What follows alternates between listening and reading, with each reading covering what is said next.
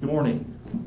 Pursuant to KRS 61826 and OAG 20-05, the state of emergency regarding the threats to public health presented by the novel coronavirus COVID-19 pandemic and municipal order, this meeting of the Paris City Commission conducted by video conference. All commission meetings may be attended by the public by viewing the video conference at the city's Facebook page online, Facebook Live, https://www.facebook.com/City of Paris KY. Mayor, it is 9 a.m. Ready to conduct business. Thank you, Gary. Call meeting to order. Please stand for the pledge.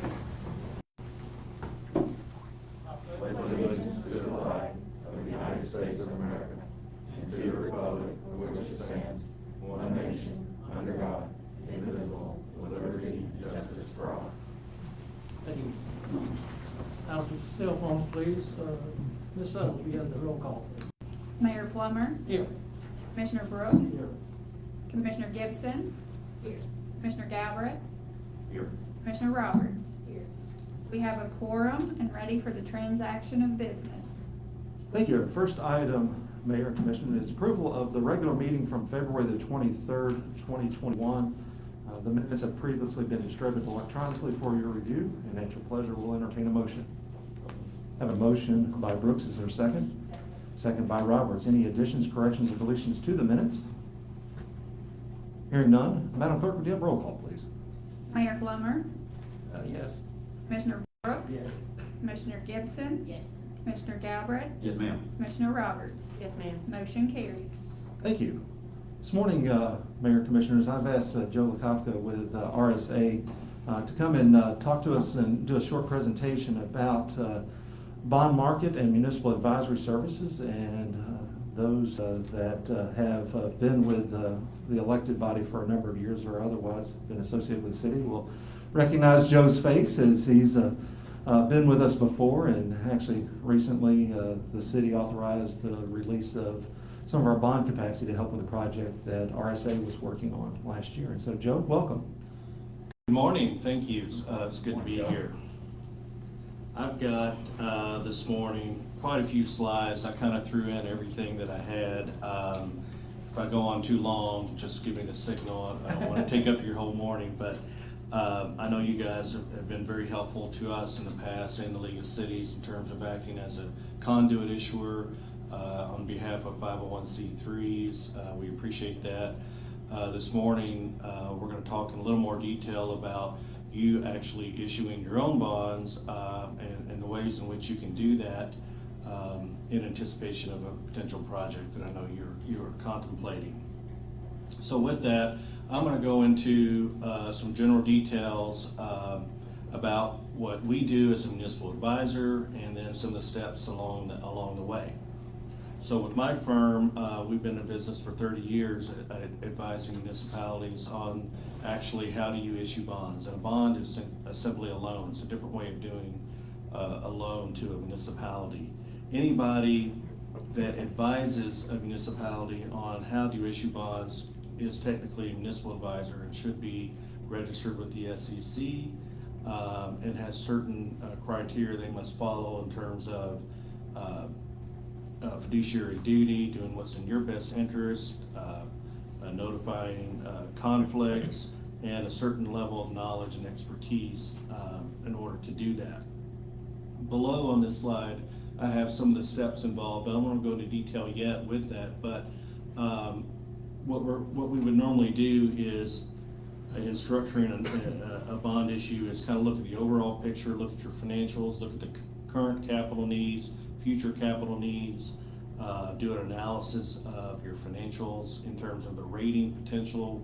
Would you be issuing bonds in your own name as a standalone with your own rating, or taking advantage of a bank financing or a pooled financing, and from there, how we're going to sell the bonds and get you the money at the lowest rate possible, and moving forward with the closing. So with that, on the next page, I've got a little more detail about the role of what we do. Some of this we've already kind of done with you, and we're familiar with your financials. I've looked at your audits. I have a general overview of the project you're considering. I don't quite yet know your full capital needs, what you're looking at in a year, 2 years, 3, 4, 5, that can kind of go into our decision-making process in terms of what's the best route for you in terms of borrowing. During that whole evaluation, as we come to a conclusion of what we think is needed in terms of the structure, we will develop a whole financing plan, put it on paper, assemble your team and all the players, and then kind of go into what we call an execution mode. The question I get often is, on the next slide, I have a sample timeline. How long does it take? And from when we decide from start to finish that we're going to issue bonds or participate in financing, it's typically about 2 months, 45 days at the earliest. Generally, you're going to have 2 readings of an ordinance. That can take 2 months in itself unless you have a special called meeting. There are certain steps that need to be done. It just takes a little bit of time to do that. This is a draft of a timeline we put together, in fact, just last week. You can see from the start from March 10th and a closing to May 19th. So once we get engaged and start working on a transaction, this is one of the first steps we will do, is put together an actual timeline of each step. And then we also put together what we call a distribution list, and that's who's going to receive documents on behalf of the city, who's going to review. Generally, that's going to be mayor, city manager, your attorney, bond counsel, and your whole financing team. So jumping ahead to the types of bond issues that you may do, we have the standard general obligation bonds that you might issue on your own. Those would be for typical city infrastructure projects like a park. The general obligation carries a full faith and credit backing. The other alternatives in terms of type of bonds you might do would be a revenue bond issue. Revenue bond issue is just that, backed by the revenue of the city. Specifically, if you carved out water and sewer revenue, if you did a water or sewer revenue bond issue, it doesn't mean that the city as a whole is really not standing behind it, but from a credit standpoint, it's going to be viewed solely based on the revenue associated with the utility system. Other financings that we recommend and do quite frequently are pooled financing bonds. We are the advisor for the League of Cities on their bond pool. You guys participated in that, I believe, in 2014. I've got that in here. It's a great alternative. It's a streamlined process to access the bond market. Carries a AA rating. We would evaluate, present that as an option. Bank and private placements, we participate in a lot of those. I know you've done those on the general obligation side, and your rates have looked very good on those. But when we're involved on a private placement, typically what we do is we bid that out on behalf of our client. So we include the local banks, and we also include regional banks that might be interested. And then, of course, the other type of bonds, a conduit bond that you participate in on behalf of many 501c3s before. So what you would be contemplating for your borrowing would be either revenue or general obligation bond. And again, that kind of gets back to purpose. What's the purpose associated with the borrowing? Is it more utility related? Do you have the capacity on your utility side to issue the bonds? Or is it more of a general obligation, general purpose type project? And sometimes we cross over. We'll issue at times general obligation bonds to back utility debt. Because ultimately, the way we look at it, you're on the hook either way. You're not going to let the utility system fail on a bond issue. So we're going to do whatever achieves the lowest rate for you, or recommend whatever achieves the lowest rate. So that's just a little more detail on the types. Jumping ahead here. Joe White. So recently, I guess we've had 2 industrial revenue bonds that we've supported for local industries. Would you all mind to just take a few seconds and explain why that's not what these are? That's right. And how those work? Certainly. When you're doing industrial revenue bond, you are on what we call an on behalf issuer. As a 501c3, such as a private university or maybe your local YMCA, when they want to issue bonds, they have to have a political subdivision be the issuer, so a city or a county or a special district, in order for them to get the tax exempt rate.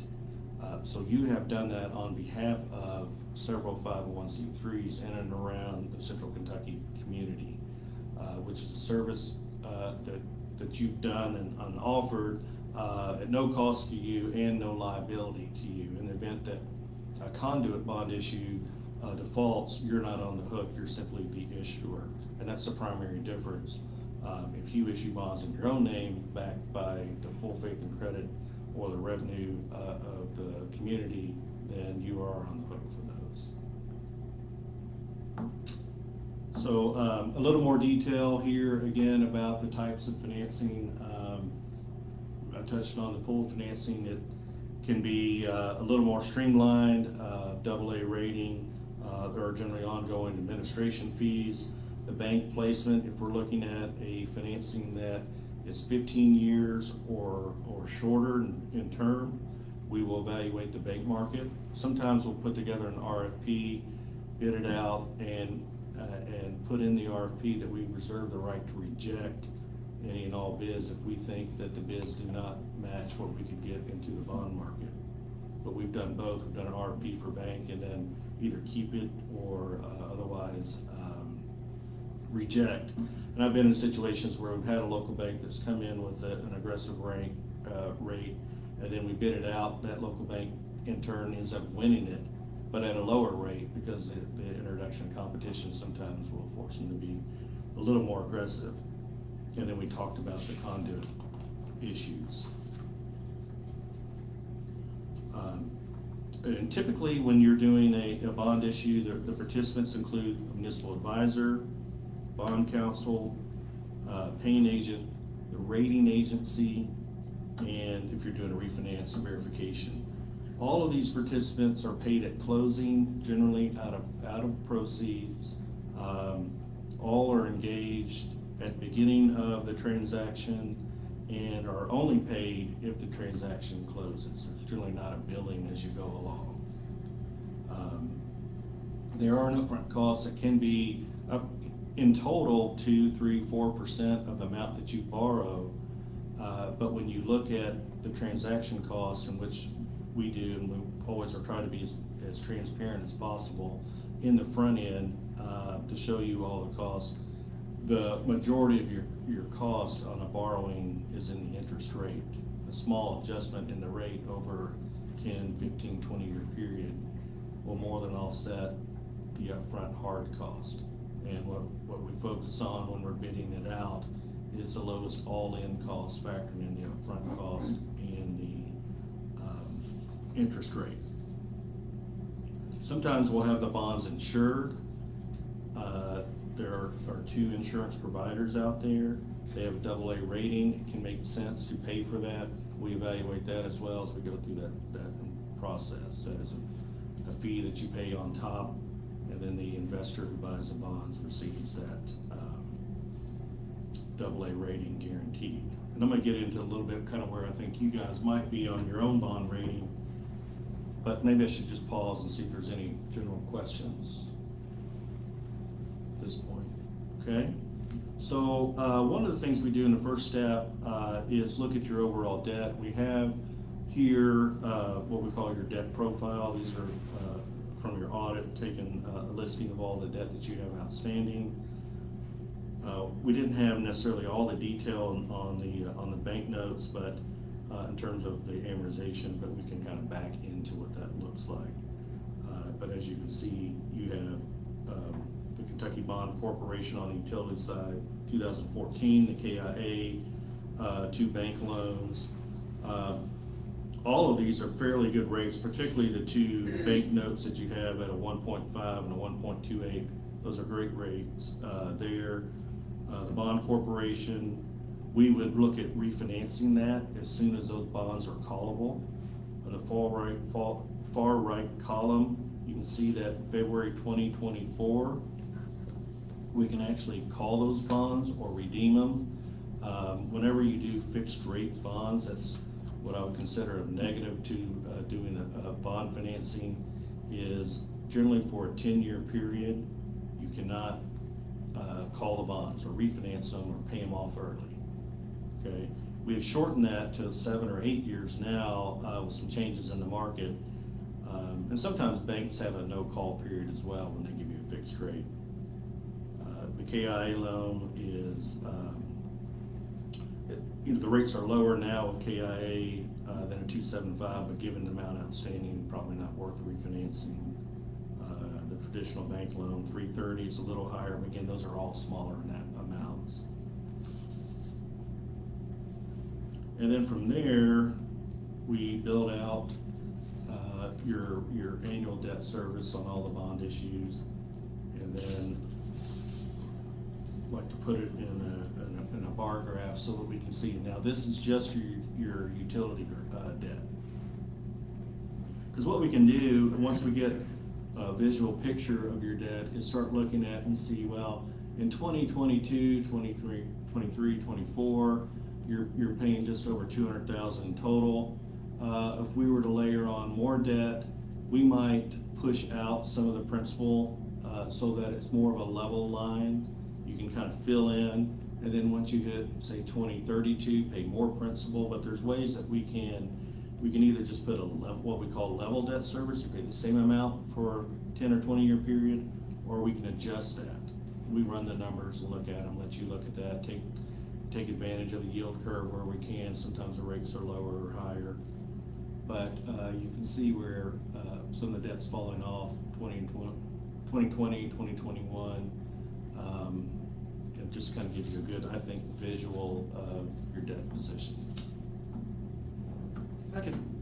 I always have to remind myself of this, because every time I see that 2014 40-year note, but if I remember right, didn't we get a $500,000 grant to borrow 300? And so it was kind of they gave us $500,000 to borrow 300.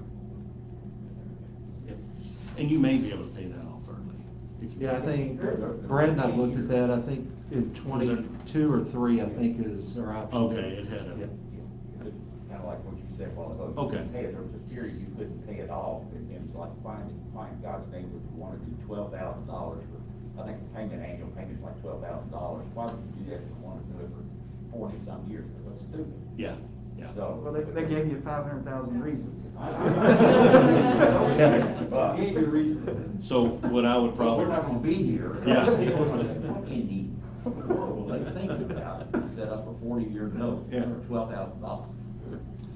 And given where rates are now, what I would probably recommend as soon as it's callable, assuming rates are kind of at that 2%, go ahead and shorten that term, pay it off, or just pay it off with cash, whatever, works for you, but just to save on the interest. You don't want to pay interest on that debt for additional 20 years that you don't need, because as you know, the longer you stretch out the payments, the more that interest that you pay. And we've done a lot of that. We've done a lot of refinance in the last 5 years and simply just shorten the term. Not always less overall payments, but shorten the term, say taking a 30-year deal and take it to 15. It's kind of like you might do your home mortgage. Your payment may not go down, but you're saving a lot of interest on it, right? So I wanted just to touch on, if you were to go to the route of getting your own rating, what is it that they look at? Where do they focus? There are 2 rating agencies, S&P and Moody's, and generally they look at kind of the same overall picture. Your finances, the local economy, which to a certain degree you don't have a lot of control over that. Your total debt position, some of which I've touched on, and then the management. And I want to just kind of briefly go through some of those items. The debt position is just that, the amount of debt you have relative to your balance sheet, relative to per capita, to your budget, et cetera. There are some metrics that they apply that to. Okay. Back, I think. Yeah, oh, there it is. Okay, and then, yeah, we'll jump to finances. And they're gonna look at what are your revenue sources? What are your abilities to raise revenue? Do you have, for instance, an insurance premium tax? Are you at the max? Where are you if you have an occupational tax? Are you taking the maximum on property taxes per year? Items such of that nature in terms of your overall financing. In terms of management, that's probably where you have the most ability to influence your rating. And there they want to see, are you looking ahead? Do you have a 5-year capital plan? Most cities do not. Do you have targets in terms of your budget that you want to have a certain amount of reserves every year? If you do have that, is that a policy? Have you passed that as a commission in terms of this is our target, or is that just kind of an internal target that we want to have a certain amount of our budget in cash? Are you looking ahead? Are you projecting revenues, expenses? Again, most cities do not have that detail, but more when we get on some of the larger utilities, they do kind of really project out. And then the overall economy in terms of what do the industries look like here? Are you growing? What are you doing to attract industry? What are there major layoffs?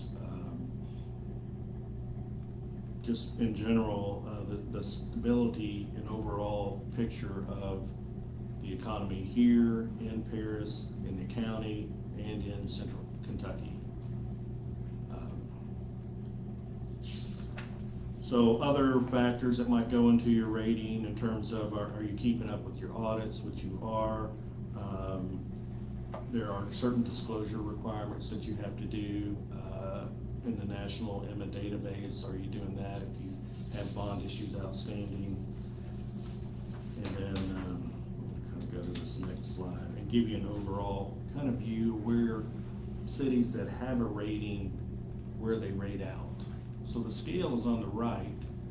If you take the Moody's, for instance, AAA, AA, within the AA category, there's AA1, AA2, AA3. The higher you are, the better. Most cities are in that A category, A3, A2, A1, particularly the community of your size.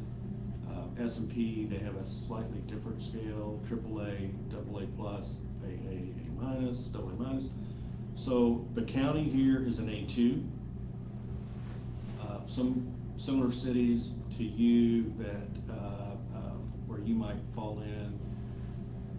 I mean, I hate to compare you to one because you guys are so unique here. But if I had to guess where you would be on your rating, it would be in a solid A category. But that would be part of our process, would be to dive in a little deeper into your financials and looking at some of the criteria that we already spoke about. But from here, and once we have an idea of where your rating will be, that will help us determine where your interest rates might be should you issue debt in your own name, the option of going through a bond pool, or the bank. So we have to make certain assumptions, because whenever you're doing a bond issue and you're subject to interest rates in general, in terms of where the market is. You do not determine your rate until you actually have a bond sale. And as we kind of went through the process, we saw that it's a 45, 60-day process to get your rate locked in where the rates are today based on an A-rated credit. Could change one way or the other, up and down, until you actually lock in. This is just a slide of that we threw in there, kind of the energy. I know you guys are contemplating an energy improvement project. These are ones that we worked on. A lot of them have been with the Perfectionist Group, which we highly recommend. You're not alone in terms of looking at this type of project. And these are just the ones that we worked on. So there are other ones that other firms and banks and have been internally financed. I'm going to kind of go through these quickly too. These are just recent transactions we've worked on for cities, Bakersfield, Bellevue, Kentucky Bond Corp. And I wanted to kind of give you an update of where rates are here. The MMD is more of an indicator of where 20-year municipal bond rates are. And as you can see, the trend is certainly this way. And also notice that rates don't go straight up or down, they tend to jump up and down. Rates are very low, it's a good time to lock in long-term rates. But I also wanted you to note what's happened in really the last 10 days. And that we've seen a pretty big jump there on the tail end of that chart. It generally takes a little longer for the municipal market to adjust in terms of rates, but the 10-year treasury has really been spiking here. If you turn on the news or the CNBC, you can see where the rates jumped up here in the last week or two. But even then, when you kind of look at the big picture and then jump to the next page, these are some recent bond issues that we've done. You can see where we're locking people in at 20 years at below 2%. I never would have thought that we would be that low in terms of interest rates. And I've been telling people that I expect rates to go up for the last 5 to 7 years, and they keep going down. So I really do not have an indicator. I personally, I think we hit a bottom in rates in the fall of last year. But still, and we've not updated this, we've had a couple, 2 or 3 bond issues since February 4th. They have ticked up a little bit, but we're still in that 20-year debt fixed rate around 2.25. 10-year, the shorter the term, the lower the rate. I was gonna say, I was looking at Hart County a year ago, it looks like they borrowed $500,000 at 0.99. Right. And some of these are taxable bond issues, which carry a higher rate. We were doing that to go ahead and refinance a bond issue prior to the call date. You can, if you do taxable bonds, you can do that. So we went ahead and locked in a few of them, and we also saw where the taxable, when rates got so low that the difference between the tax exempt and taxable rate really compressed. So, for instance, that Wayne County was a taxable bond rate. Had it been tax exempt, it would have been 1. We just couldn't do it because the bonds weren't callable yet. We do a lot of school financing. The next slide is just when we do private placement, sometimes it just makes more sense to go to a bank. With Madison County, they needed a 10-year fixed rate. Utility trucks didn't want to go through the bond issue process given the, I think it was a roughly $2 million bond issue.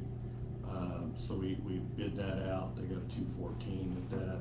Simpsonville was doing expansion there in the sewer project, and they wanted the ability to prepay that, draw it out, prepay it. So they needed flexibility. We bid that out for them. Got a 1.5. At Somerset, that was a forward starting, kind of a different structure that we needed a bank to do. We bid that out for them.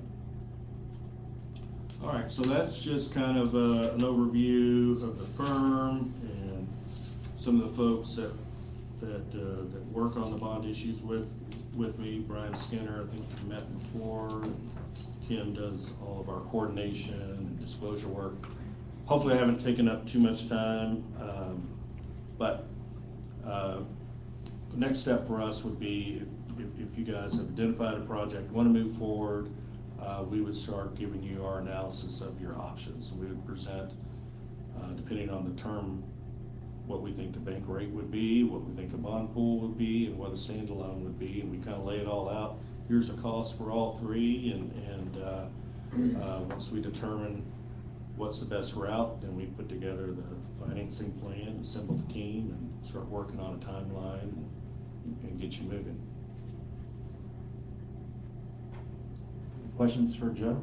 No, I only got a comment, but, you know, again, you said something about professional group, that's one piece of this puzzle we're trying to look at, and we've also got HMB looking at our water system, and where we look at, and then again, we've got Strand looking at our wastewater, and then one of the things that you brought out in your presentation there is strategic plan, and I think we're working with KLC, we're gonna have a strategic planning session sometime, how that looks and what it's gonna transpire. We're not sure at this point, but we are gonna look at strategic planning because there are several positive things, even with COVID having taken place in the last year, that are going on in Bourbon County, and there's some real positive effects that are out there, and we just gotta put these pieces of the puzzle together. This is what you talked about today and what you presented to us today. It's right down the line on what we need to do. Okay, thanks, Dan. Other questions for Joe? Hopefully it's not too much information. If you need me to, you want to follow up via email or phone calls, I'd be glad to do that. And often what we do at this stage is start running numbers. Just, once you give me a size, borrowing, what does this look like over 10 years, 15 years, 20 years? We start running those debt scenarios for you and help you make that decision in terms of how much and when and what it's really gonna cost. Right. And that, to me, that's the unknown out there, because we have no idea. We've seen some drafts, particularly with our water system with HMP, but how much of this do we want to bite off, and at what rate? And it's kind of, you said something about buying a house. It's like, how much can I really afford, Joe? Mm-hmm. What's the rate?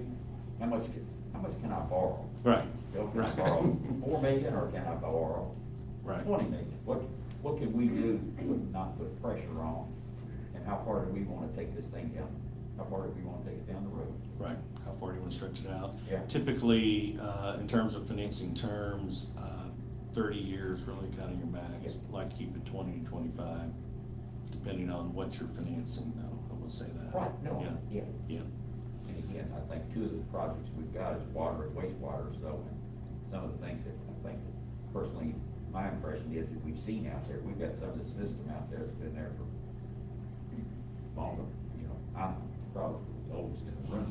But yeah, and they've been in the ground longer than I've been around. No, shut up, Mike.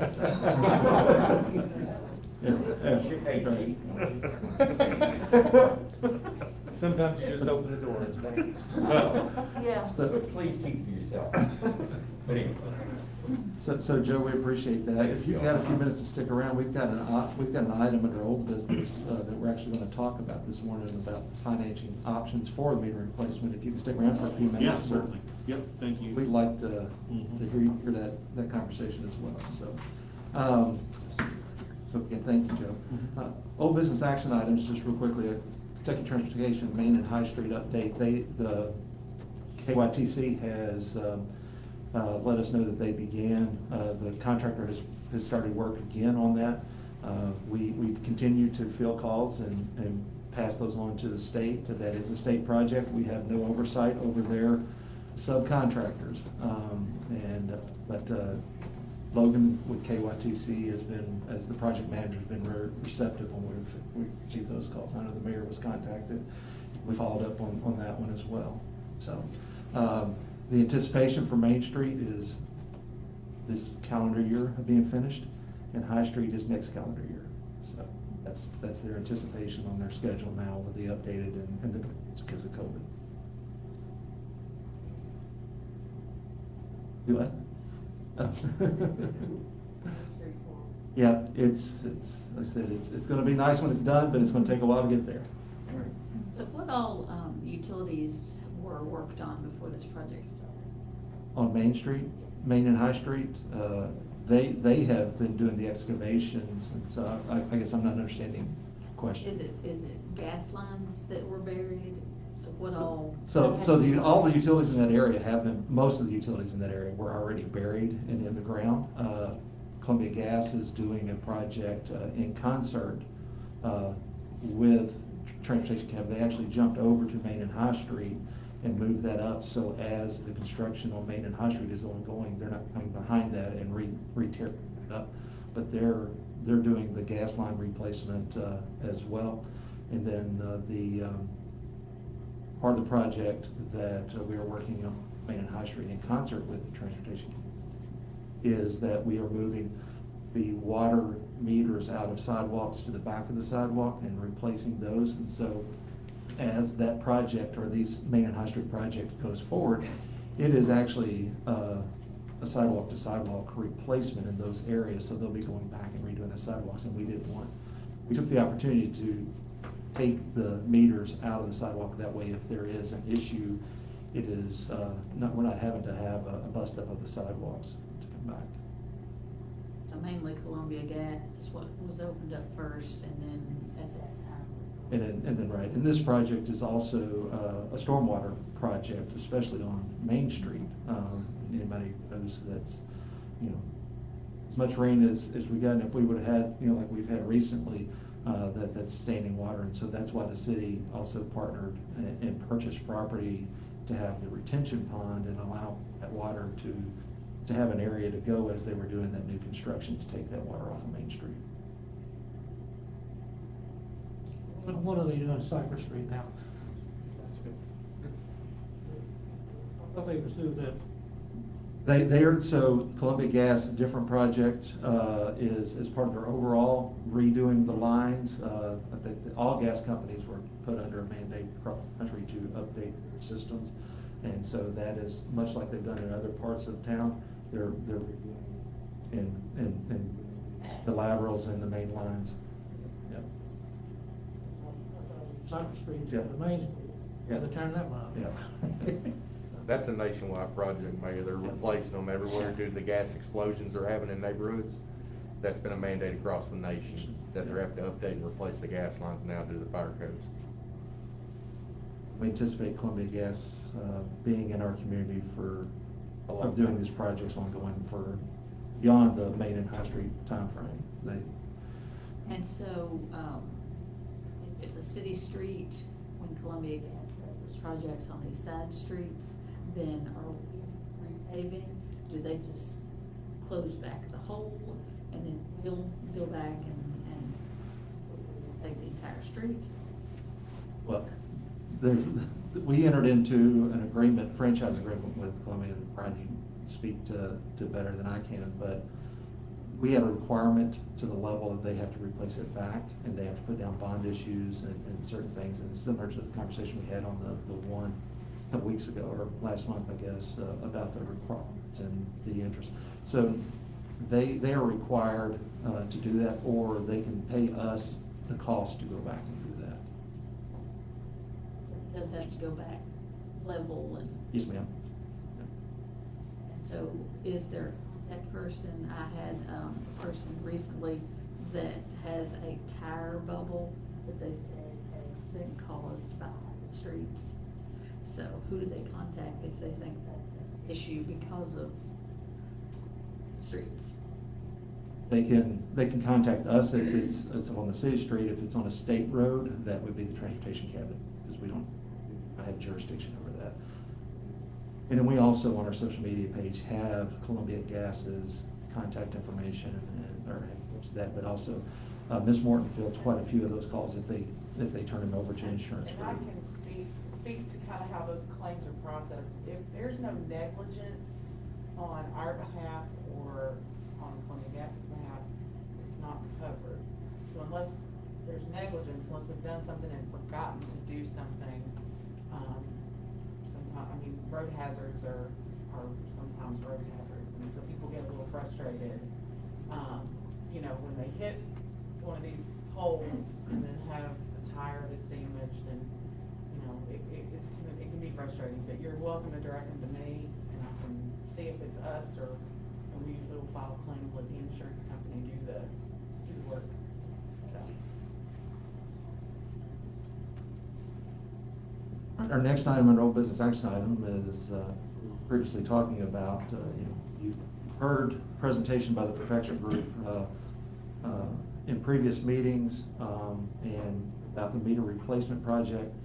And before entering into contract to move forward with that, we wanted to discuss a little bit about what directions you wanted us to look at in relationship for financing of that.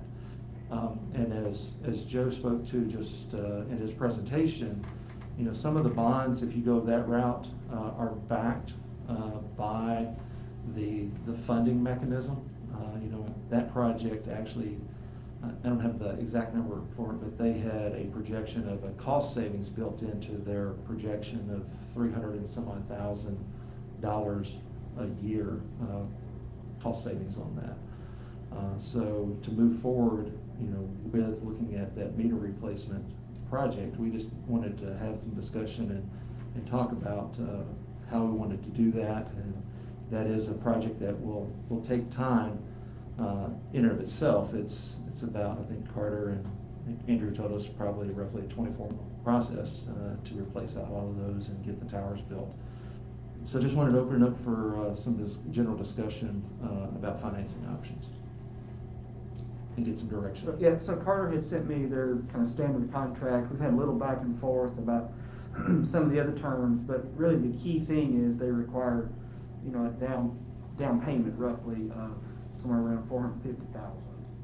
And then their work is triggered. We reach in the left pocket. Sense. Yeah, and then their start of work was you know, set to begin with a certain timing. And of course, they are flexible, and so they understand we need to have financing in place for the entire thing. They didn't know, and I didn't know how you all would manage the down payment. They're not really going to be able to do work until they have that payment in hand, and so we're kind of in this classic chicken and egg scenario. So back on the agenda, just to talk what you all are thinking in terms of payment, and then how we structure their timing of when they begin work. I want to address I'll pull up the exact figure, somewhere around 460. What they're saying, that's about 20%, 25%. It was 20%. It was 20. It's like an 87. It was 20, yeah. I can only speak for myself, but what I would prefer to do. Commissioner, would you mind to pull your mic closer to there? What I would Thank you. prefer to do would be then, I want to see what the overall, I don't want to see a draft from, you know, wastewater, and I don't want to see, really, I want to see kind of the final document on wastewater and water. And I think we as a group need to sit down and decide how far is this thing going to go, because again, in that draft document that we've seen from the water, on the water side from HMB, to me, the sky's the limit. I mean, we can do, there's so many projects out there, it's just what do we think we can afford to do? And I'd like to see this incorporated into that based upon kind of what Joe said. So I don't say, to me, we could I call it front end it. If we think the water meters, instead of, let's say we end up decide we want to do something on a 30-year bond program or 20 or whatever it is, to me, we could front end the cost of this project on the front end of whatever we finance. So we would only, let's say, again, just for giggles, we would take $15 million on everything. This project, water, sewer, other projects, whatever we're thinking about, maybe that come out of the strategic plan. Yes, I know we're not mending the fences right now, but at the same time, I don't think we want, going down in the future, I don't think we want 3 or 4 or 5 different bond issues out there. I'd like to see one bond issue, and if we can incorporate water, sewer, perfection group, and like I say, other general obligations or anything else that's out there. I'd like to see it in one, and then again, it may be a $15 million bond issue or whatever it ends up being. But we think we can pay for the $2 million on the water meters and plug these things, then we would only, in theory, out of the whole project, we'd only fund that for, let's say, 8 or 10 years. Because as I said, some of these meters have been out there 3 times, 10. That's how I'd like to see the thing work. I'd like to see it front end, and then because we're going to, let's say, put in new water lines or new sewer lines or whatever we end up deciding to do, then that you would finance it out on the back end of the bond issue 20 or 30 years. As Joe said, you could go out 30 years. So we've got things in the ground right now that, as I said, are 70 years old in some parts of the city. So anyway, that's just my impression. I don't want to go in and say, let's do a bond issue on $1.7 million right now, and then come back and then, because to me, part of what we're doing here is going to have a result, because again, if we go into a bond issue, the bonding agent is gonna take, as Joe said, is gonna look at what our costs are and what our rates are now, and they're gonna say, okay, for you all to do this bond issue, let's say to repair the water, your rates are gonna have to be this. I don't want, if we have to adjust rates on water, sewer, whatever it is, electric, whatever it ends up being, I only wanna do it one time. I don't wanna do it 10 times, or 3 times, or 4 times. Because as we get down the road on this thing, and I know we got a lot on the plate, and we're deferring part of this, but to me, it's not any worse, it's not gonna be any worse in 90 days, or 120 days, or 180 days, or whatever it is. It's not gonna be any worse then than it is today. Because again, when we saw some of our reports here today, I think we got, let's say, a 29% water loss ratio. I think that's the latest number. That's bad. That's what it's been for Fluctuates, but yeah. Long time. a long time. And still, we started tracking this thing 4, 5, 6 years ago, whatever it was. So anyway, I made my comments. You got a lot of head nods, and I can count to 3. Well, let's So, get one. 4. Right. So Joe, from that standpoint, hearing that, you know, what pros and cons of looking at it that way? So, as an alternative, because I'll walk through some of the pros and cons, and I certainly understand you don't want to issue bonds 2 or 3 times. There are certain costs that are fixed rate costs that are fixed costs that are part of every bond issue, whether you do it or, in other words, if you're gonna pay a rating fee and it's $15,000, you don't want to pay that 3 times. Fees such as ours, there are a percentage of the amount you borrow, so that's not as much of a factor.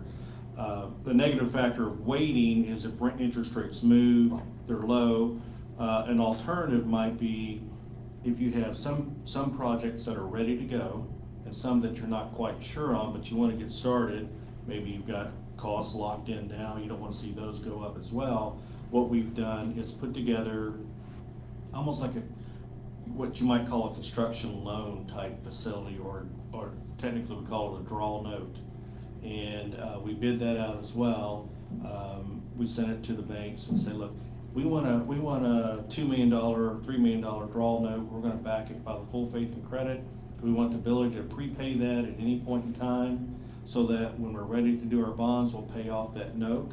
But we want the flexibility that we only pay interest on the amount that we draw, so we can go ahead and get started on this phase of a project or this phase, or pay engineering costs. And as you do that, you pass a resolution that says, we plan to reimburse ourselves with a bond issue 6 months, 12 months, 2 years down the road.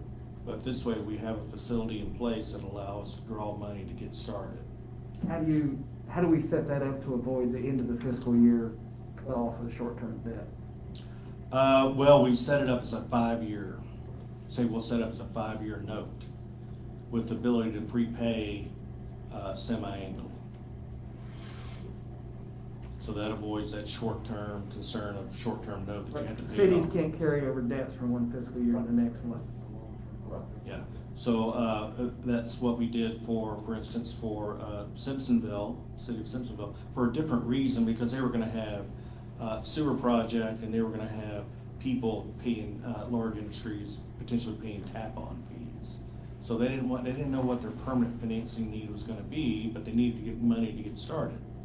So we put a draw note together for them. So if you do that draw note, and let's say you start one project, you're gonna be 7 figures in, how does that affect the rating of the long-term bond? It really does not affect the rating. It's just when you go and you do the bonds, let's say you put together a $3 million draw note, ultimately you're going to borrow $10 million.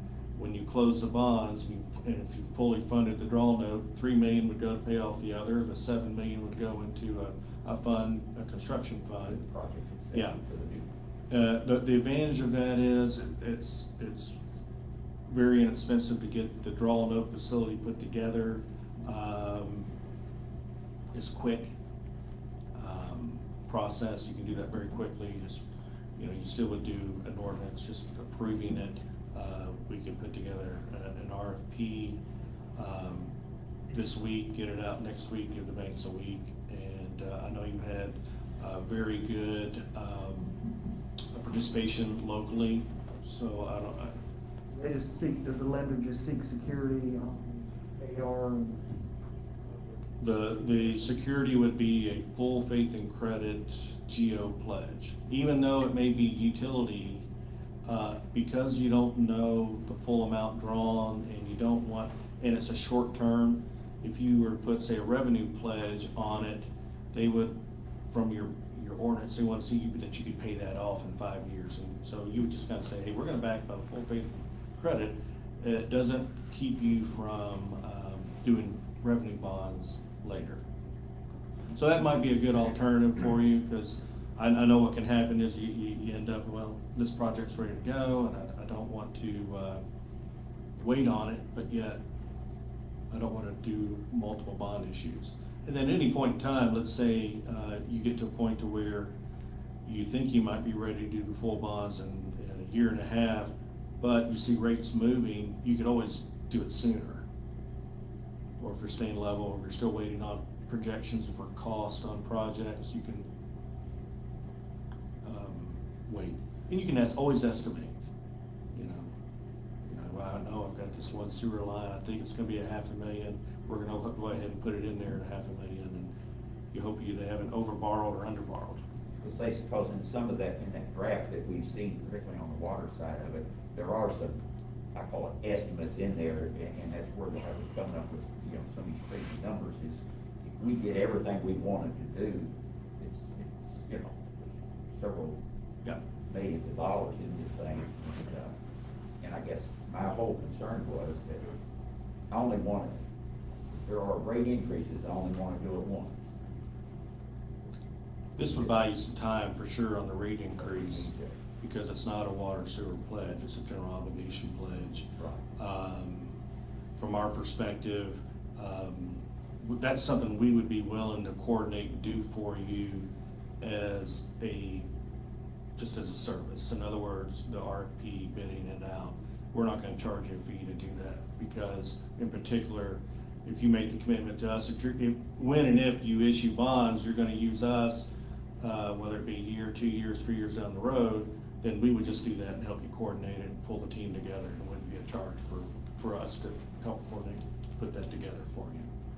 Because it's really not as big of a role for us in that we do put together the RFP. Generally, we have the RFP come back and questions to us to keep some of the political process out of it. Because, I know everybody locally wants to do the financing, I'm sure. and So what's the timeframe with HEB? So HMB's at 75% of their study of done. But again, that study is a large, it doesn't drill down to give us a lot.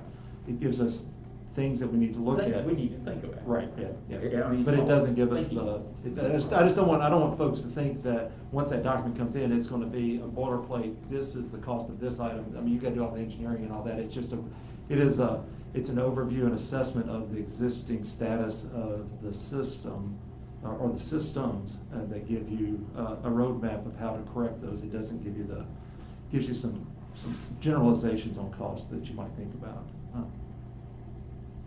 Well, what I was getting at is, it sounds like we're months away from them being to the point where they're making recommendations. So do you all want to delay the meter project with perfection for several more months, or are you interested in? No, I mean, I don't have any problem with what Joe's describing. Personally, I don't have any problem with what Joe's describing. But my whole point was, I only wanted to make this thing look like, and if we can work through the minefield, let's work through the minefield and get this started.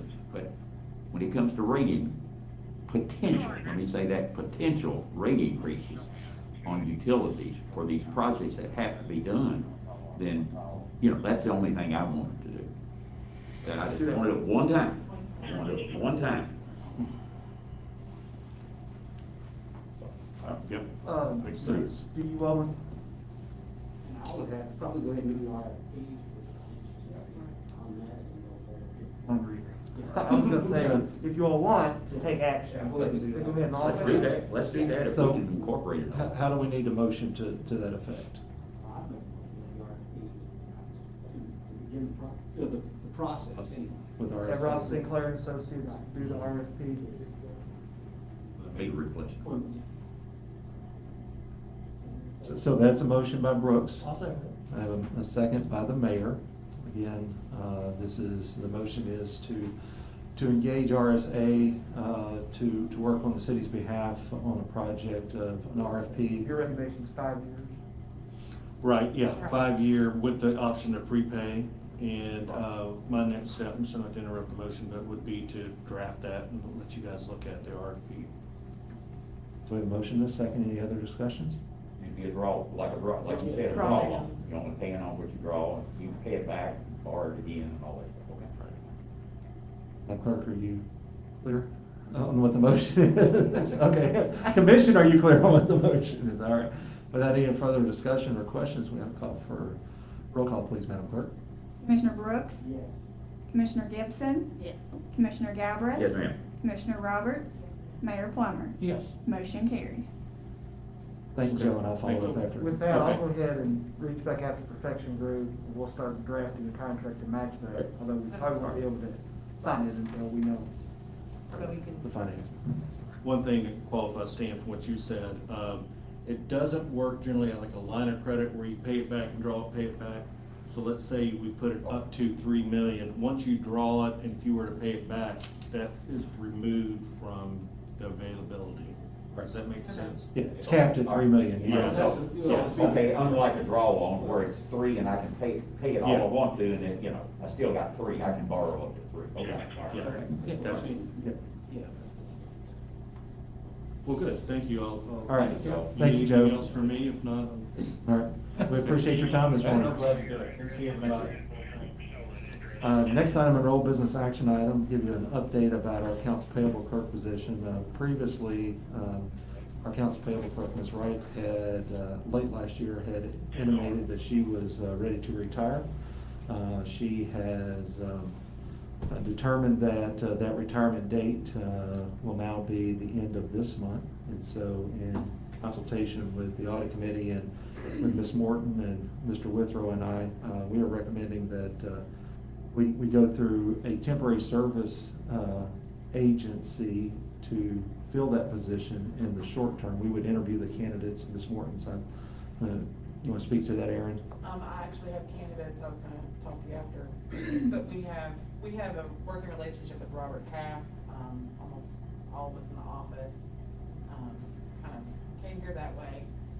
And so they've sent us some candidates that have some really good, experience and can kind of hit the ground running quickly and get some crossover training before, Debbie goes out, and, so we've got stuff in place.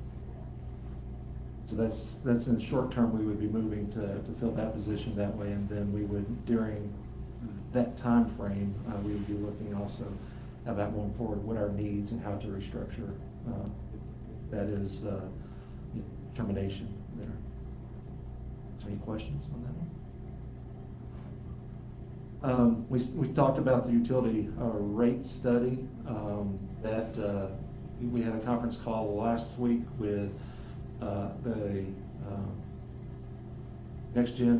New Gen consultants on that. They are putting some final together, and that's what I had sent out about the meeting times. There's not a time or of those opportunities that they had availability in the next couple of weeks. That's the 2 dates we sent out.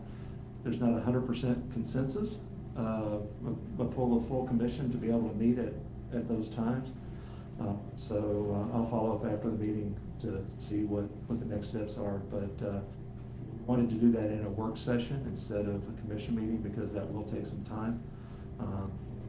Dates and times that were ones that they had suggested their availability in the near future. So follow up to see how we move forward to have you available. Similarly, the wage and classification study, Erin has a hard copy of the draft, the consultant, and she's working through that. And so you want to update? We should be pretty close. We're kind of just correcting typos at this point. All the data's ready, and it's kind of the same thing. I think it's it's worthy of a workshop and finding when you all are available and moving with that. Questions on that matter? That's something she can go ahead and share with. Yeah, that's what I was gonna ask. We will, once it's, once we've got to the. Yeah, we've we've got the draft copy, and so once we're, like I said, right now it's little typos and, you know, making sure that we don't change a title that's considered a hazardous position, that it has to stay the exact same way for the retirement system. It's just a lot, and so I wanna make sure we do it right, so we don't vote on something that changes something, we have to come back in and vote on again. So- And you'll have that at least a week prior to the work session. Yeah. Now, is the company that did this, are they going to be coming to speak to us also? During that work session, yes. Okay, awesome. They will either be in attendance, and we've asked them to be available in person, but we do have the ability to remote in also one of their partners. So. 21-22 budget preparation update. We continue to move forward on that. All departments have submitted their original drafts and going through that, and then we will be scheduling. Ask, do you want to schedule a work session for that? During my tenure, we've done it both ways. We've had where the commission has been party to the work session, or we've had it to where it's been just the final draft version has been submitted for your review. So, however you wish to operate, we'll make that work. Okay, all right. Well, we'll get work session scheduled then. Well, that is a quite lengthy day, so to be able to do that, to get everybody in through, but we'll do that with our departments. Shouldn't be any longer than when we have a work session for wage classifications. I will. And utility rate study and for the. I don't know that we can keep the budget work session to a 90-minute or 120-minute time frame. No, and I don't think we want it.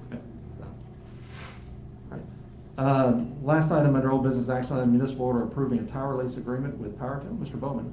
So just update on all the leases. First on the AT&T, they had some concerns because they thought their location was out on Oceanside Farm. So we got that fixed with them. It's bounced back and forth for their approval, so we're on that. And then with PowerTel, they had asked that this be signed through DocuSign, which is fine with me. I've already seen it and signed off on it, and I don't know if the email's coming to you next. But you just review it, so if you do, just review it, and then it'll be coming to you. Okay, you've already done it. I haven't done it, but I got it. Okay, so it's coming to you, good. So we'll take care of that, but I thought we'd just go ahead and officially approve it. You can see here what's red line, blue line as the changes, so we are good and ready to go. PowerTel / T-Mobile for the new agreement, 5-year agreement at $30,571 annually. Need a motion to approve the order. Make a motion.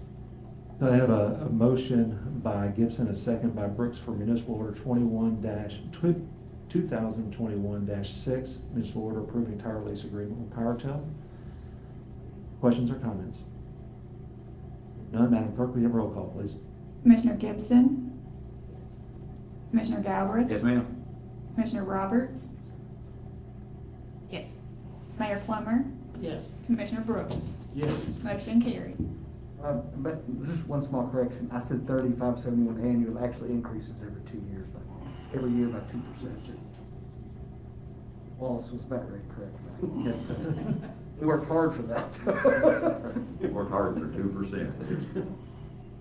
That concludes our old business action items. We'll move on to new business action items. And on page 18 of your packet, we have a recommendation for the promotion of Assistant Chief of Police.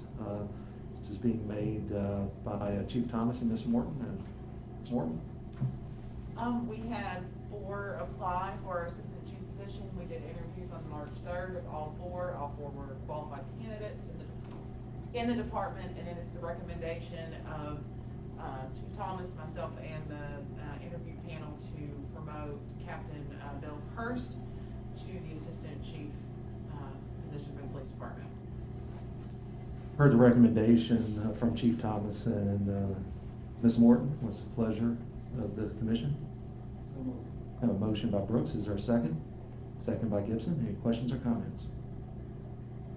Hearing none, Madam Clerk, will you have roll call, please? Commissioner Galbraith, Yes, ma'am. Commissioner Roberts, Yes, ma'am. Mayor Plummer, Yes. Commissioner Brooks, Yes. Commissioner Gibson. Motion carries. Our next item is an update on a promotion to foreman in electric distribution. This memo from Superintendent Sparkman and Ms. Morton is on page 19 of your packet. Ms. Morton? This is just a communication to let you all know that we've had an opening in the foreman position in the electric distribution, and it has been offered to Andrew Steele.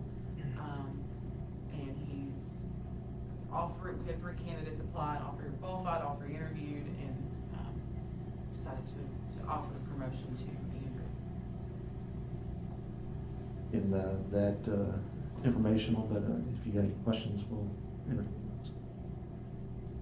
Very fortunate in both these to have quality internal candidates to fill our succession needs.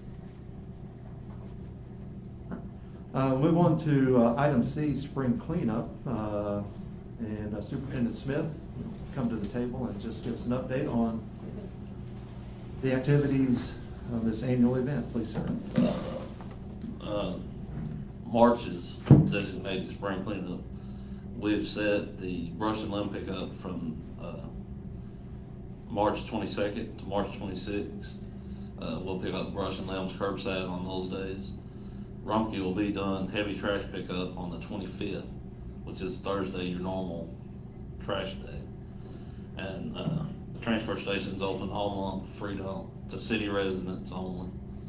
And it is open 8 to 12 on Saturdays for free dump.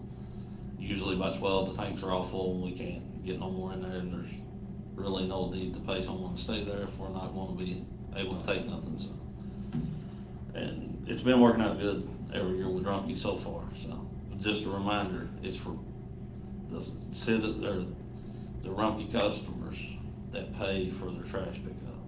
There's several who don't pay and think that they get it, but we try to help them out the best we can. So, any questions about it? I have a question about the spring cleanup month. Now, this may not be your department, this may be Roads Department, but I had a citizen contact me just this morning and says that, and this is absolutely the truth, because I noticed this during COVID shutdown when we were taking walks a lot, but does the city have road crew or whoever that is going along, picking up trash along city sidewalks? There's a plethora of alcohol bottles, broken glass, other items that I won't even mention, that are all along the sidewalks and under the underpasses. So, and That is said super- That's my department too. That's you too, Yes. okay. City sidewalks, I think some people don't realize we don't own as many of the sidewalks, so, but we go to all our parking lots in the city limits. We clean those up. We clean up all the city roadsides. Now, the underpass on East Main Street, that's a state highway, so we can start cleaning that up, but That it's under a. 50th.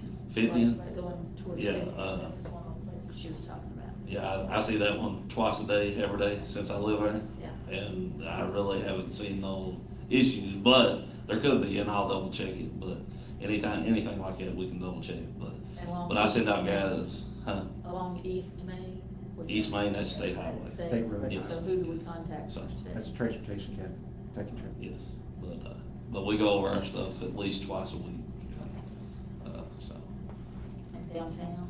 downtown's every day. I got a guy that's his focus is downtown area. He changes bikes out. He's actually putting up flags today.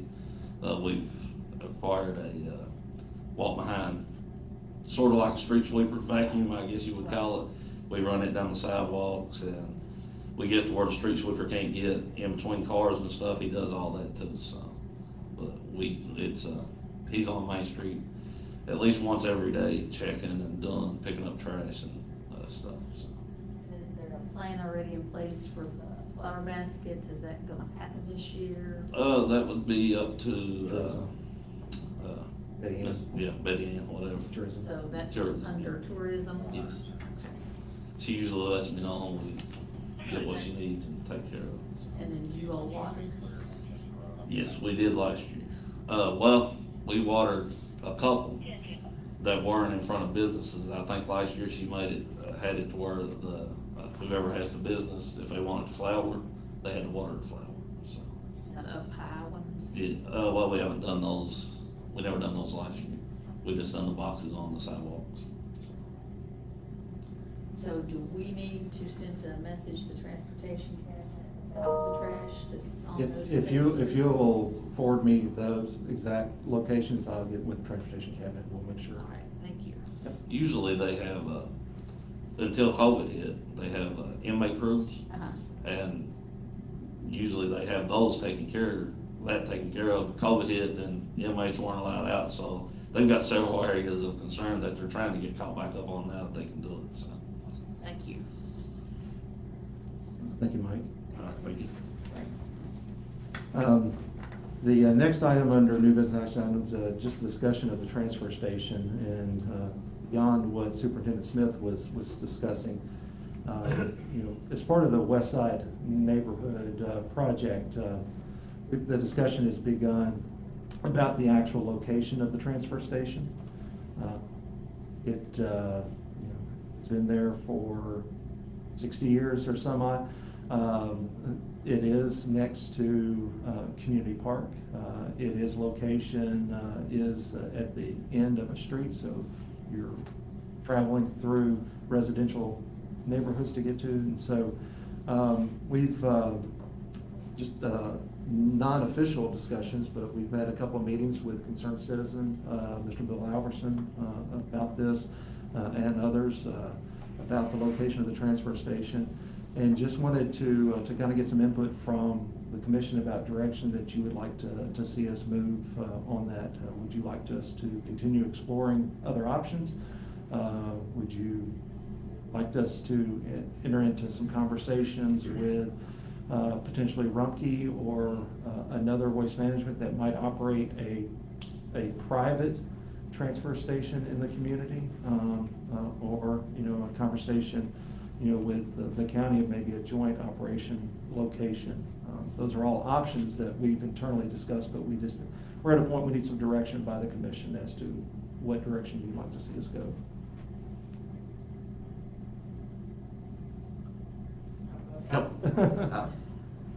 I'll speak.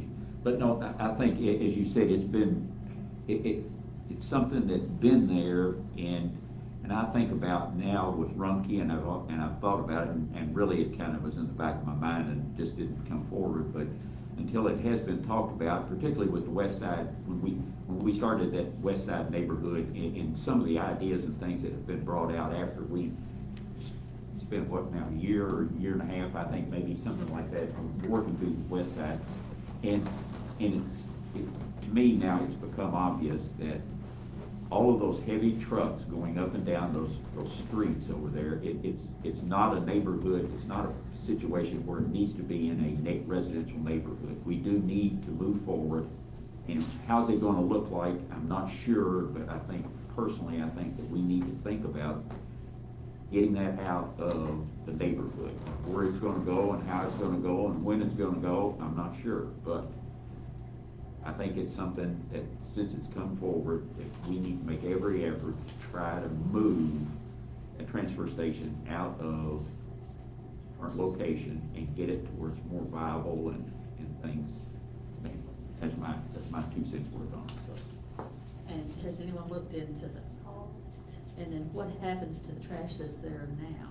So the transfer station is that it isn't a dump per se, because we do not, and that's why we have a lot of the trucks that go in there, because we're not burying on site. Now, there is some environmental issues from the history there of that location, and those would have to be looked at if you moved it, what could and couldn't go back, but in that area. But no, the cost has not been looked at in relationship because we haven't been able, I mean, part of that would be determination of a location, and how the construction, so that very, very early on, from that standpoint, we wouldn't have any way to provide even an estimated cost. But the conversation has been, at least up to this point, very informal with some community concerned citizens about that and the options. Before we continue moving forward, though, we wanted to get some direction from the commission as to what you'd like to see us, how you'd like to see us proceed.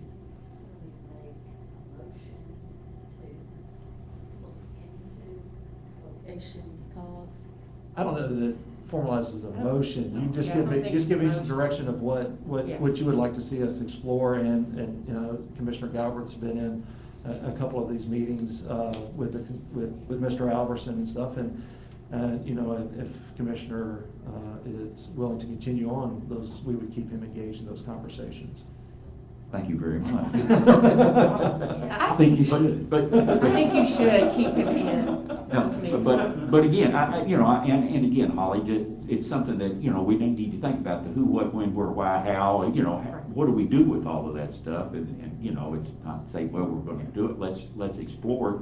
And it's just, it's come to light here, and I'll say in the last year with the West Side improvement over there, or talking of trying to lift up that. So I just think if I lived over there and every day I'd have a runky heavy truck or two driving by the house and doing some of those things, can we do? So let's look and see what we can do. I think we do need to look at moving it, but I think it also needs to be very detailed, a timeline, as Commissioner Gibson said, money, how would we move it, and things like that, but it is definitely look at. So does a committee need? And how do we move forward? Staying, attending all the meetings. I'm retired now, All the time? except on Thursdays. I'll be at the well on Thursdays, okay? And definitely, if you wanted to have, have a couple that involved in it, at this point, I think definitely a committee in the future, Yes. when we get some more information and direction, would definitely be appropriate. I guess when you say looking at it, that kind of sounds like kicking the can down the road. No, ma'am, I So- don't encourage that. No, I said, we've had conversations, and we continue to just want to have the ability to direction. We don't want to spend time if this isn't something that the commission wanted us to do. And then Westside also has 3 different committees, and there's a committee that actually should be involved in the planning and process. So, One of the committees is that infrastructure committee. There's Correct. infrastructure. Housing and- yes. Housing and infrastructure and some other things, so maybe there's somebody, because again, in that West Side neighborhood plan, they're looking for they're looking for, let's say, people to step up to the Correct. plate, because basically, as Andrea and them have talked about in the program, Andrea and them is turning it over to the West Side. Now, here's your plan, here's what it looks like, now it's up to the neighborhood to take ownership of this thing, so, anyway. they are still involved though. Yep. Andrea? Just one thing that I'd like to point out is, Ed Holmes Consultancy, our hope is that with the incoming fiscal year budget, that they'll continue to serve for technical assistance. And so, they will definitely be a resource for looking at, grant opportunities, a lot of those how-tos. So they'll be a great resource to piece information together. So I just wanted to bring that up. Thank you. Well, it sounds like everybody's in agreement, so I guess it just needs Continue. to start moving forward. We'll continue to have those meetings and have the conversations. Like I said, we've had conversations with the county judge, conversations with community members already, so we'll continue forward in progression. Thank you. So, next item under new business action item is, last couple of years, the commission has set aside a once a quarter night meeting. That would be in keeping with previous would be the next meeting of this body on March the 23rd. Since that would be a special call meeting, it would just need to be set by this body, and so wanted to figure out, or find out, the mayor and I talked about it, and he asked for it to be on the agenda to discuss if that's the wish of having the meeting on the 23rd at 6 p.m. Early night meeting. I don't see why we don't move forward with it. Is that your motion? I move that we have our March 23rd meeting at 6 o'clock as a special call meeting. So we have a motion, is there a second? A second. Second, any questions or comments? Hearing none, Madam Clerk, will you have roll call, please? Commissioner Roberts, Yes. Mayor Plummer, Yes. Commissioner Brooks, Yes. Commissioner Gibson, Yes. Commissioner Galbraith. Yes, ma'am. Motion carries. Thank you. Next item is new business action item, just discussion of Clintonville Road water line. Because of some commercial, or sorry, residential development, we've come to realize that we've had a potential water line issue out in the area, and Mr. Bowman and Mr. Yeah, so Whitlow, when the water line was built going down Clintonville Road, I presume to Southern Hills, 1973 or 74. When it was actually laid in the ground, it was not put in the easement. Off from the easement by about 20 feet, roughly 20 feet. It may be more than 20 feet. Why? I was 3, so. Stan, do you remember? I was. Just getting what, 6 months? Mine. Can't believe Chief say Mine. So we don't know, but it's out of the easement. So the property owner has some ideas, and that line from, as we know, never been repaired / replaced, or had the need to since then, so it's approaching 50. And so Mr. Withrow and I have been engaged with the developer and his attorney, solutions and short-term. So what, in those discussions, the outgrowth has come about that the opportunity for the city to correct that issue would also strengthen the development opportunity in that. And in doing so, it would require us to RFP that service out. We expect that the service, the cost of that, based on preliminary, would exceed the 30,000 thing. And so this morning, we would just ask you to allow us the opportunity to RFP the removal of that and the associated work required in that area, to allow us to go to RFP on that.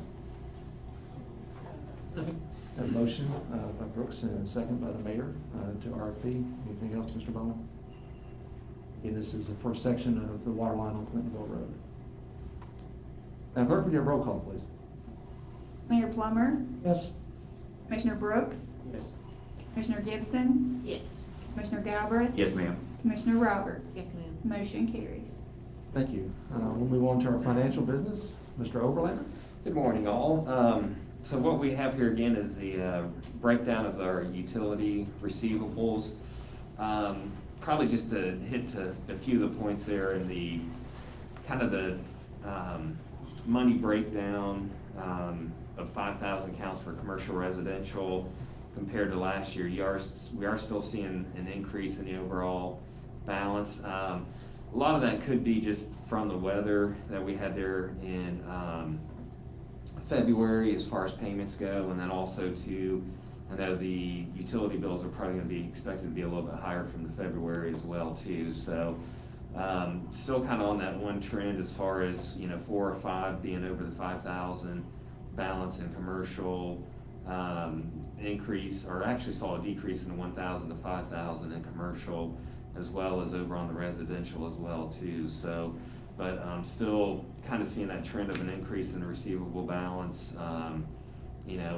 but really for overall in February, I know we collected close to 860,000. That's not on here as far as receivables go, but that gives you kind of the breakdown of where we are on 60, 90 days by customer or commercial, residential, and then also kind of the financial part. Next thing, just to kind of look at, you know, as we look at some of the numbers, you know, when we kind of ended up, or on a fiscal year average on this page here, it's always been about mid-30s on the days of collections. You know, we're still in that high 40 range, 48, 47. Have come down since the December high of 51, but still are, you know, kind of in that, what I would say high. I mean, obviously we like to be right around the 30-day number, just a little bit above that. So, but, you know, we can see that overall, still saw an increase in the total out or past due balance of about 11% for the overall customers on 5,700. So, just a quick, brief breakdown there for you guys on that, if there's any questions. I don't have any questions, I've got observations. All right, I figured you would. Let's call it that. But anyway, I did crunch a couple of little numbers here, and if you'll go back to page 20, there is a 28% decrease in the 90-plus days past due. So that's a positive number there. That's positive. There's a 44% increase in 30 to 60, however. So a little discouraging. So we have good things and we have bad things, but then we have an 18% increase in total past due dollars.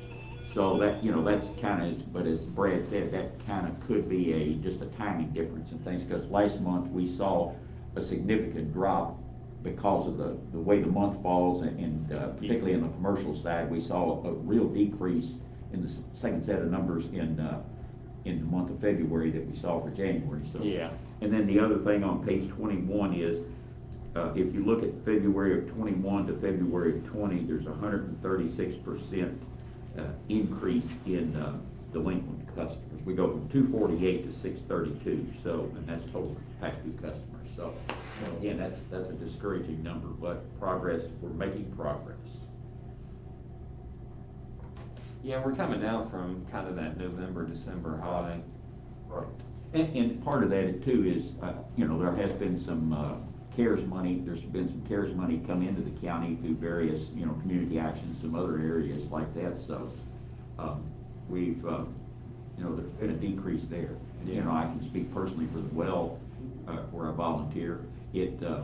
We've seen some rather large, you know, we've seen some $1,700, $2,100 numbers, and through, you know, I guess partnering with community action and some other things, we've been able to pay, and the well stepping up to the plate, we've been able to pay off some of these people and get them turned back on. Now, I can only speak that we've got them turned back on for a short period of time. Now, it's up to them to keep it turned on. I mean, and we've told it, and personally, we've told every one of them that have come in there, we can help you get it on, but you're on your own. We can't see you for another year. So anyway, so there has been progress. So do we know that there are citizens that just are living with no electricity?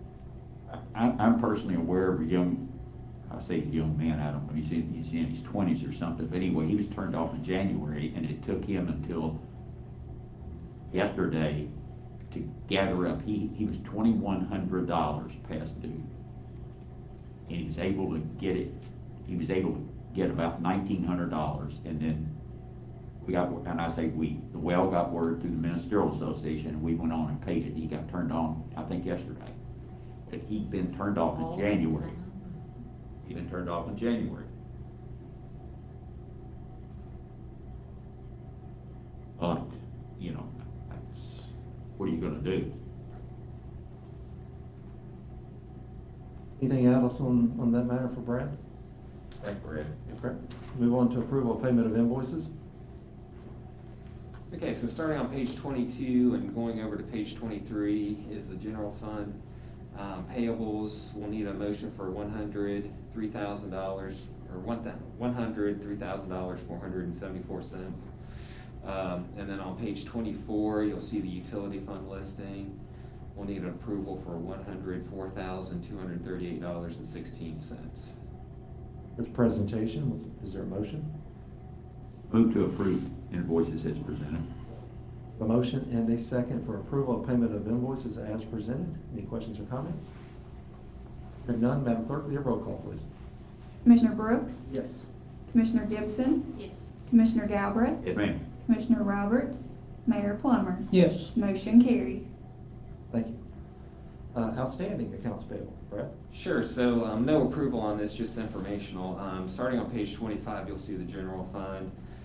That goes on to page 28. So right now, at this point in time, we have about $129,693 in on the general fund and outstanding invoices. And then page 29 through page 30 is the utility fund listing, and you'll see that we have about $88,460.19. Questions for Brad on our outstanding accounts payable? No? Thank you, Brad. Yep, accurate. Move on to our report section, and Brad has a report there on page 31. You can speak to us on that, Brad? Yeah, so this is in response to the audit findings, to kind of detail what we started implementing. And some of this has already been implemented. I think what I'd probably say is just developing more of a punch checklist to get things to somewhat organized and get into the process of having a review signature once we have what we feel the month is completely closed out. That's what kind of talking about down at the bottom as far as looking at a DocuSign or Adobe, so we can kind of capture more of an electronic signature or approval.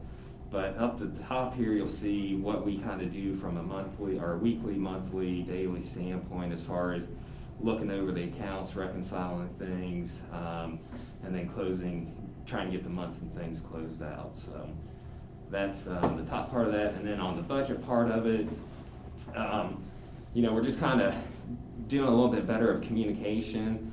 I think the biggest thing on the finding that was on the budget was on my end, in that really how we had handled that fire department purchase was that the bank had paid for those directly, and what's kind of funny is I already had it picked up in the debt schedule, but did not have it on the budget amendment. So one of the things that we're doing, and Myron and Chief Thomas can kind of contest to this, we're just working on getting a better communication process going as far as on the overall amending the budget and just making sure that our capital outlays, because a lot of these sometimes come in at the end of the year, are kind of fully captured, and looking at, whether they've been financed or are gonna have the cash coming out of the pocket, so. Questions for Brad on that month report? Brad? Yep. Move on to Chief Duffy, anything in the fire department? We've had I guess I need to move it here. We applied for several grants. We actually acquired 2 more. One was a public safety grant for basically public education materials for kids and stuff for outreach. We got $1,000 for that. We also applied for Auto Pulse, which is through the EMS. It's about $14,985 piece of equipment. They provided us $15,000 for that, their grant. We've got 2 more out there, so we've got our fingers crossed.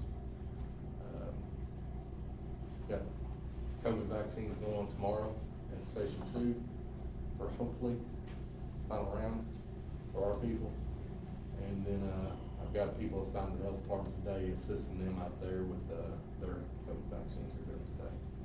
That's about it. I know you're not health department, but when people are trying to sign up, and it'll say, when you go to the health department website, it just basically says, we're full up for this week. So is there no waiting list? They did have a waiting list. They were taking, it depends on what criteria it was, 1A, 1B, 1C. I think now we're actually on 1C. There was a waiting list for that at one point in time. From our conversations with Andrew, they were sitting around 1,100 people on that waiting list. I believe they've caught a lot of that up. They were slowing down on taking names for that list because they weren't sure what amount of vaccines they were going to get in. They apparently have a steady supply now of approximately 200 vaccines coming in a week. That changes weekly. It could go up. This week it went up. Next week it could go back down. So, but they normally had a waiting list, but they did put a halt on that just because they had so many people on the list, they didn't have any vaccines coming in. But they got Well, I noticed on the report this week, it said 200 Moderna and then plus 200 Johnson & Johnson. And so, someone called in, they said, that they went online on Sunday and it already said that, it's gone for this week, so they didn't know, okay, so Yeah, you they're- just have to check back every day, or? I would recommend checking back every single day right now. And we also signed through the UK portal. The horse park has a sign up there as well. There's another one, Lex, I'm drawing a blank off the top of my head right now. There's so much, they're popping up so much frequently now. Burlington Pharmacy is working towards getting their stuff through the Good Neighbor Pharmacy. There's several more that are popping up, but the Lexington through UK Healthcare, which is actually at, is that Kroger Field now? They are getting people in very quickly. And then, like I said, the horse park, I have not heard anybody that's went to the horse park yet, but I know that they are actively doing it out there as well. Obviously, the fire department's helping out, plus UK office. Yes, ma'am. Thank you. Chief Thomas, please provide. I do have one thing. Do you have any update about the finances of the vehicles? We are waiting for the documents to come back from the bank. They had promised those as of yesterday, but they did not come in. Okay. So I can move forward or wait until you? As soon as the mayor executes that document, then financing will be secured. And what is that policy? Because I would think since there's already been financing approved, that the bank needs a bill of sale or an invoice, showing, I would think that we could go ahead and purchase those vehicles, or at least order them, knowing that we've got financing. So the motion that was approved by the commission was the securing of the financing. Financing historically is not secured, much like when you buy a house, until you sign the loan documents, and so that has been the policy. Typically, we provide, and the same way as we've done this, is we provided the bank with the documentation that they requested, which was the quote in the motion by this board to move forward with that. And once that comes in, and Brian's looked over the documents, the execution the mayor signs on behalf, under his authority, and then the orders are placed. That's the way it's been handled my tenure, and previous to me as well, so there's not been any change to that. But So nothing that we purchase can happen quickly. It's basically gonna take time. it depends. I mean, it depends on the amount. I mean, it depends on what we purchase, the amount of purchase. Like I said, the authorization by this board motion was upon securing the financing. Financing, we went out for the RFPs, you approved moving forward. Financing is secured once the loan documents are signed. All right, thank you very much. Aaron, anything? Nothing that's not in our report, so, thank you. Superintendent Smith? I don't have nothing. Brett? No, we're good. Andrea, did you have anything? We just have a nuisance ordinance work session after the meeting today, so that's my update. Ms. Settles? Nothing. Mr. Bowen? No? Mr. Gibson? And this is for Andrea. That same citizen that called me or that I spoke to this morning, also said, do we have something in place? When I was saying about the electric, she feels that there is a house that has no electric, and they're chopping wood on the sidewalks. Oh. And evidently, it's also derelict, looks like, a hoarding situation, animals. Did she give you an address? She is gonna give me that address. Okay. And, so is there a hotline, is there a link on the website where people can anonymously report that? So Michelle can go out and look? Yeah, so when folks call our office, we do give them the ability to remain anonymous, even though we're talking to them, obviously, then we get their number on the call ID, but, so on the website, it is a required field, but somebody could easily type in anonymous, yeah, they could type in what they want there to remain anonymous. So, yeah, but there is a tip line, if they really wanna remain anonymous about a complaint. I apologize, I don't know the tip line off the top of my head, but the planning office's number is 2150. It's 987-2150. And when you get that address, let me know. Okay. And is there any ability to put something on the website? We You know, do. You know, like a link, okay, you know, this is a report problem kind of. Oh, yeah, absolutely, yeah, so at the last meeting with my annual report, I went over, so if you go to our website, bourboncountyplanning.com, there's 3 green icons on that site. The middle one is to report violation. It's grass green. And so that's the form to file a violation, and it automatically files the complaint. We get a push notification. So, yes. That's good to know. Thank Okay. Anything else? All I have. Mr. Galper? Kind of in some of the topics we've been talking about this morning, I happened upon, I wanted to leave this with you, Darren, but it was out of the Lane report, and it says Kentucky's first local public-private partnership could help other cities. And it talks about in the article, and I won't read it, but it talks about the city of Brandenburg has partnered with, to do an $8.3 million wastewater treatment. They had an industry come in down there, and they had to upgrade their wastewater treatment system. And anyway, and it talks about, but it's a project between, and they talk about that in there. So it's the first Kentucky local public-private partnership. Then just so happened on the back page of that same thing I was reading, Rumpke was talking about, and we talked about the transfer station. They're constructing a new 5.4 million solid waste transfer station in Georgetown. Rumpke is, so got that for you. And then I happened upon, I had a report come in, and it's from the House Oversight and Reform Proposed Aid to Kentucky Cities. Now, I'm assuming this is some other CARES Act policy, and is this a subsection of the $1.7 trillion, but anyway, it says, it's called Proposed Aid to Kentucky Cities. And the city of Paris is proposed for $1,824,000. And it's like, where, anyway. That's another, I'll leave that with you. We know where also. it's coming from. It's coming from us. That's exactly right. Anyway, Or- another story for or another day. grandkids. We're not gonna satisfy that today. But anyway, and it goes through every city in the state. And I just didn't have time to add it all up, but Richmond is getting 6.6 million, and Princeton gets $1.1 million, we get $1.8 million, or so proposed to get. Russellville gets $1.3 million. So anyway, I'll leave all this with you so we can discuss further. That's all I have. All kinds of stuff with that money. As you said, it's proposed, that I'm is sure there's part of- caveats, there's restrictions, there's caveats. That was part of the dialogue with the new spending bill coming out of DC, and that, I think since that report's changed, there's been some action to curtail those numbers.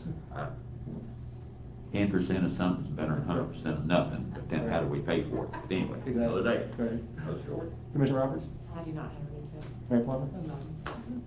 We have a motion for adjournment. So moved. We have a motion and a second by Gibson. Madam Clerk, do you have roll call, please? Commissioner Gibson, Yes. Commissioner Galbraith. Yes, ma'am. Commissioner Roberts. Yes, ma'am. Mayor Plummer. Yes. And Commissioner Brooks exited at 10:40. Motion approved. Stand adjourned.